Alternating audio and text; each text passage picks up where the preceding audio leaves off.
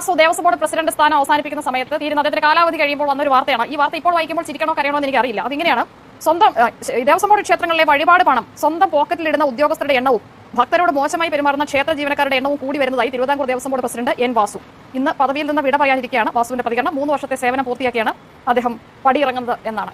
ഉളുപ്പുണ്ടോ? എന്തായാലും ഇപ്പോൾ ശ്രീ അഡ്വക്കേറ്റ് ഹസ്കർ പറയുന്ന അനുസരിച്ച് വലിയ ഇന്റഗ്രിറ്റി ഉള്ള വ്യക്തിയാണ് അദ്ദേഹം എന്നാണ്. ഈ ശബരിമലയിലെ സ്വർണം ചെമ്പായി മാറിയ ഗൂഢാലോചനയുടെ തുടക്കം എൻ വാസുവിൽ നിന്നാണ് എന്നതിൽ എന്തെങ്കിലും സംശയത്തിന്റെ വകയുണ്ടോ ശ്രീ ശ്യാംരാജ്? അത് വഴിയേ അറിഞ്ഞോളൂ. ഞാൻ ഞെട്ടിപ്പോയി. അദ്ദേഹത്തിന്റെ ഒരു പരാമർശം കണ്ടിട്ട് ശബരിമല അയ്യപ്പന്റെ സ്വർണം കട്ട പെരുങ്കള്ളനായിട്ടുള്ള എൻ വാസുവിനെ അദ്ദേഹം വിളിക്കുന്നത് സാറിനാണ്. ഇത് ഈ ചർച്ച കണ്ടുകൊണ്ടിരിക്കുന്ന ഭക്തജനങ്ങൾ, ഈ നാട്ടിലെ ജനങ്ങൾ നന്നായിട്ട് കാണുന്നുണ്ടല്ലോ അല്ലേ? ഈ ശബരിമല അയ്യപ്പന്റെ സ്വർണം കട്ട എൻ വാസു, അതിനകത്ത് പ്രതിയായിട്ട് അറസ്റ്റ് ചെയ്യപ്പെട്ടിട്ടുള്ള എൻ വാസു അദ്ദേഹത്തിന് സാറാണ്. ആ കൊള്ളയ്ക്ക് തുടക്കം മുതൽ ഒടുക്കം വരെ കൂട്ടുനിന്നിട്ടുള്ള ഈ ഉണ്ണികൃഷ്ണൻ പോറ്റി ഈ ഹസ്കറിന് അദ്ദേഹമാണ്. അപ്പൊ അങ്ങനത്തെ ബഹുമാന പുരസ്കരമായിട്ടുള്ള വാക്കുകളൊന്നും കൊണ്ടുവന്ന് ദയവ് ചെയ്തിട്ട് നിങ്ങൾ ഈ കള്ളന്മാരെ, പെരുങ്കള്ളന്മാരെ പരാമർശിക്കരുത്, അഭിസംബോധന ചെയ്യരുത് എന്നുള്ളത് എനിക്ക് തുടക്കത്തിൽ എനിക്ക് പറയാൻ പറ്റുള്ളത്.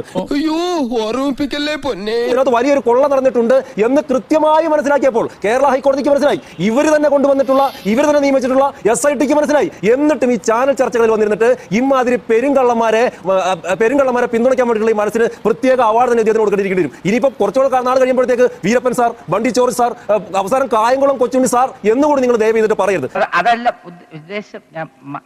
ഇനി ഇദ്ദേഹം സത്യസന്ധനായിരുന്ന ഓഫീസർ ആണെന്ന് തന്നെ നിങ്ങൾ വിചാരിച്ചു. നിങ്ങളടക്കമുള്ള മാധ്യമപ്രവർത്തകർ ഇദ്ദേഹത്തിന്റെ അടുത്ത് ബൈറ്റിന് വേണ്ടി പോയിട്ടുണ്ടല്ലോ. അദ്ദേഹം എന്താ പറഞ്ഞത്?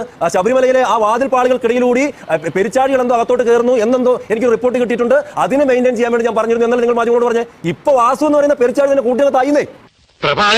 അത്തരത്തിലുള്ള കള്ളനെ വന്നിട്ട് സാർ എന്ന് വിളിക്കണമെങ്കിൽ, ഉണ്ണികൃഷ്ണൻ പോറ്റി എന്ന് പറയുന്ന ഗജ ഫ്രോഡിനെ വന്നിട്ട് സന്നദ്ധ സേവകൻ എന്ന് വിളിക്കണമെങ്കിൽ ഈ കമ്മ്യൂണിസ്റ്റ് പാർട്ടി എവിടെയാണ്? ഇവർ കമ്മ്യൂണിസ്റ്റ് പാർട്ടി ഓഫ് ഇന്ത്യ എന്ന് പറയുന്നത് കള്ളന്മാരുടെ പാർട്ടി ഓഫ് ഇന്ത്യ ആണ്. ഇവരിങ്ങനെ ആയതുകൊണ്ട് തന്നെ ഈ കള്ളത്തരത്തിനും കൊള്ളയ്ക്കും കൂട്ടുനിൽക്കുന്നത് കൊണ്ടാണ് ഈ കള്ളന്മാരെ ഇങ്ങനെ ആയിരിക്കേണ്ടി വരുന്നത്.